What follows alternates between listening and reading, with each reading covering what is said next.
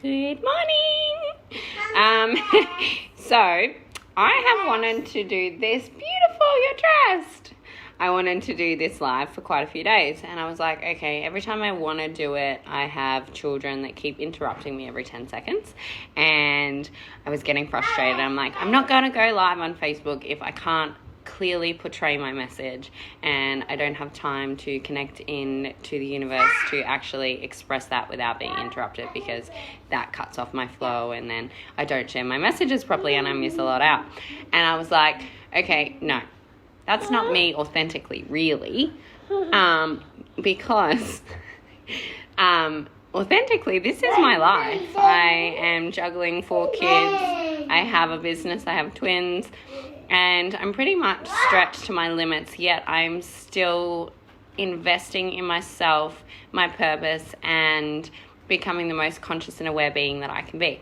And if I can do that and show up and jump on social media, not only for myself, but for the collective and for what I believe to be the most important thing, which is raising the awareness on the planet and trying to help people to connect to themselves and to have some personal development and self-love, then I'm going to do that however that sort of happens and whatever it is that looks like. So I'm just waiting for a couple of people to jump on, because I've wanted to share this for a little while, what my beliefs are as to be the biggest killers of relationships. So hi Susan, hi Kirsty, sorry. I should know. Say where you're watching from, say hello, ignore the background noise as much as possible. But this is my authentic life. So this is me daily, is managing my own alignment and mental health and happiness, and juggling children at the same time as trying to be a positive influence to whoever is listening. Okay, so I am drinking my coffee. What's everyone doing on their Tuesday morning? I'm actually going to go back to the gym. I haven't been self-caring, and I was giving too much of myself energetically to other people because that's what I do. And I forgot about I forgot to look after myself, so I ended up with a bit of a head cold. So I'm back. And I'm like, I can't wait to get back to the gym. Yay. So that is a bit of self-care. All right. So the biggest problem, I believe, in relationships comes down to projections, assumptions, and there's another one. See, this is what happens when you're like distracted by so many things. Projections and assumptions and... Oh, God, it's gone. All right. It'll come up when I start talking, I'm sure. All right, projections. The lack of vulnerability that we have for each other when we're in a relationship, whether that be a friendship or a partnership. When somebody, it all comes down to communication. Communication is the key to having any healthy relationship. And these are the things that are important. So you can say you have communication and you can talk through all of these different things, but unless you're looking at your own behaviors as to whether or not you're in a reactive response rather than stepping back and responding. It's like they know that, well, they do know. They're like, what? Who's mum talking to? I'm going to be extra loud and I'm going to do things that I know I'm not allowed to do. But projections are, say you actually understand that vulnerability is really important. So vulnerability in any relationship is important, because you need to be able to be vulnerable enough and honest with yourself enough that you can share your feelings and your thoughts and your aspirations, your desires, your dreams, what makes you tick, where you're heading in life, what you want to create. And you need to have the vulnerability to actually share that with people. We'll say specifically a partner. And if your partner is not meeting you with some form of vulnerability, and say something that you've said has triggered them into their own stuff, instead of being able to step back and notice that, if you're projecting back, so that's what happens when you get triggered. A lot of people get into this passive aggressive, reactive space where they're like, this person's attacking me, because this is from that person's point of view. You have lived a certain life experience, and your past experiences are what has led you to this point where you start to feel, hey, I've been attacked so many times for this, or this has been my fault. No, they're mummy's glasses. Go play. No. So they have gotten into a space from their past experience. They've had all of these different things come up, and so you say something and you're being vulnerable, and you're like, hey, maybe when you said this, it made me feel like this. How can we work forward with this in the future? Or I'd really prefer it if maybe you didn't say that because I haven't dealt with that enough. Whatever it is that you're talking about. And that person's triggered by what you're saying as actually being attacked because of their previous experience and perception of life. And you go into a reactive, defensive mechanism. Having that projection where you react and you get into a defensive state, rather than actually being able to go, oh, I am so going to validate your feelings, because that is true and real for you. You are feeling those ways, regardless of the person. That person's feelings are true and real for them, always. And you don't actually have to take that stuff on. So you can go, okay, I'm so sorry that you're feeling that way. And I'm really, really sorry that what I said has triggered you to make you feel that way, and that is like what you're feeling is real. However, depending on what the situation is, I can either work towards not doing that again, or if you authentically feel that what you did actually wasn't, like, you don't have to take this stuff on. So a lot of the times you can say something and you can be standing in your own truth, but you can still upset someone. You don't have to take somebody else's stuff on. That is their stuff. You can help them. You can hold space and you can be there and work there forward through it. You can ask them how you can help them move through their stuff, whether it's to give them space, whether it's to talk through what caused that feeling, or how, or whatever the past is, or, come to some sort of conclusion together. Conclusions, I don't like them. Question yourself to open yourself up to a different direction and a different possibility to communicate.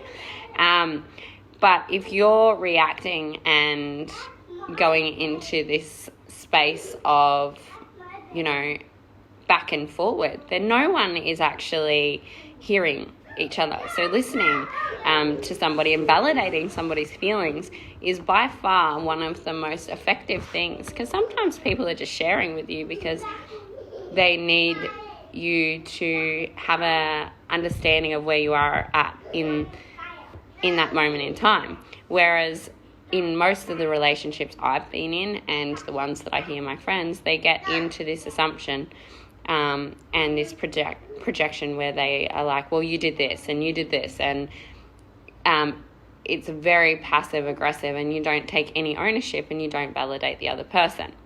The other thing is assumptions. So you have your perspective on life because of how you've grown up, the experiences you've had, the belief systems, your values, and you can make assumptions on somebody else's behavior, because most of us, without realizing, we actually think that everyone should think and behave exactly the way we do. And we don't understand, and we kind of make ourselves go a little bit crazy sometimes when somebody acts in a way that you wouldn't act, because you're like, hang on, but I don't get it. Why is this person behaving in this way? Why would they do this? Because I wouldn't do that. The thing is that we are all different. We're all individuals. We've all had different life experiences. We all see things in different way. We all value things differently. I know. We are going to go to the gym, and we're going to go to my car soon. Soon. Oh, cheeky bum. So sit up. Shh. Can you be quiet for Mum? Hey.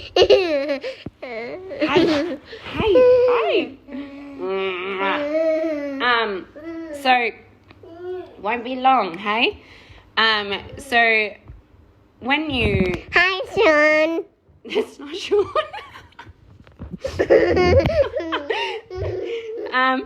So look how red I'm going. I'm like, I don't actually have a boyfriend. Stop, Mum. Stop, please. No, go play over there and show Mummy how you can be such a good girl and wait. Yeah? Good girl. Yay. It'll last 30 seconds.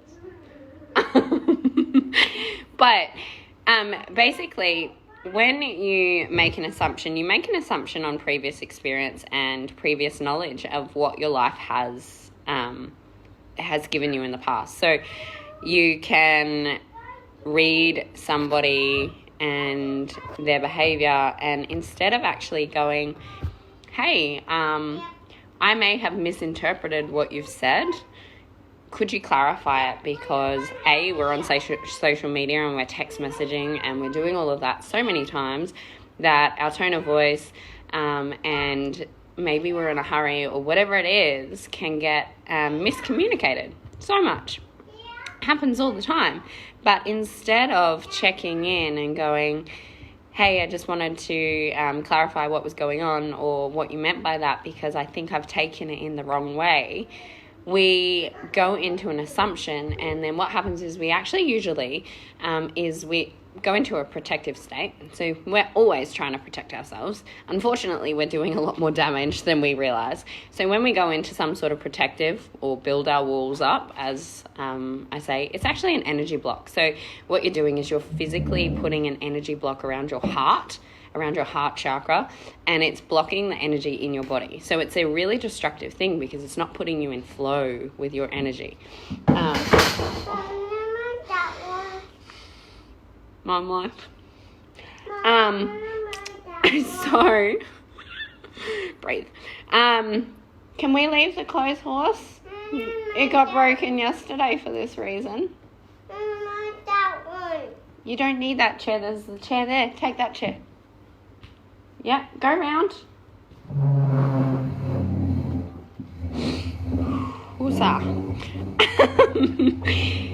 So what happens is we basically put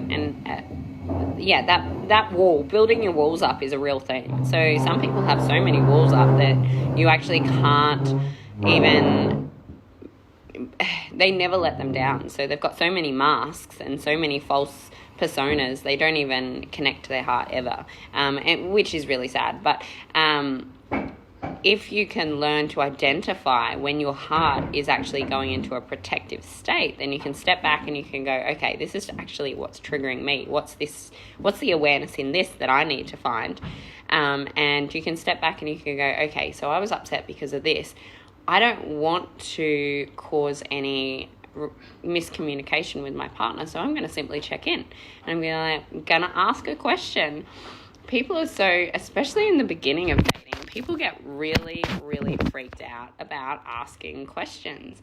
And it's because we're so scared of judgment of ourselves, and we're so scared of, she's on the fucking bench.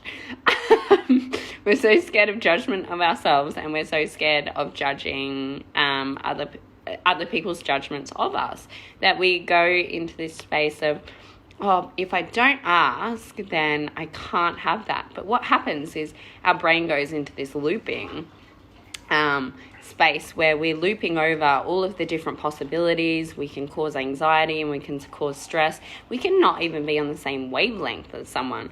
But because of our fear that has us paralyzed in this thing of, oh, but if I ask the question, then they might say this. Hang on. Wouldn't you prefer to ask the question and be like, hey, say it's a new dating situation, what are your intentions moving forward? You don't have to put pressure on somebody and be like, hey, I really like you, I want to get into a relationship with you, we've had 2 dates. But you can say, where do you see yourself going? And be open and vulnerable enough to be like, look, you know, I am looking for somebody to settle down with. I don't know what that looks like. I don't know that person, but I want to make sure that before I invest my time and energy into someone, we're at least on a similar level. You don't want to be like, oh, I really like this person, but then find out 3 months down the track they have no interest because they've got completely different values and belief systems to you. For me, and from watching a lot of different people, especially in the last couple of weeks, not have the courage because of the fear of rejection, the fear of abandonment, the fear of whatever it is in the past that has them stuck in their own feelings, instead of actually reaching out and asking what that is. Like, okay, you've just come to this assumption that that behavior and that characteristic means this, but ask the question, hey,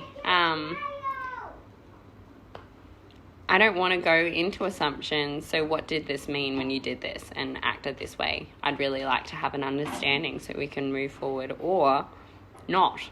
There was other stuff, but because of the craziness in my house, I have forgotten.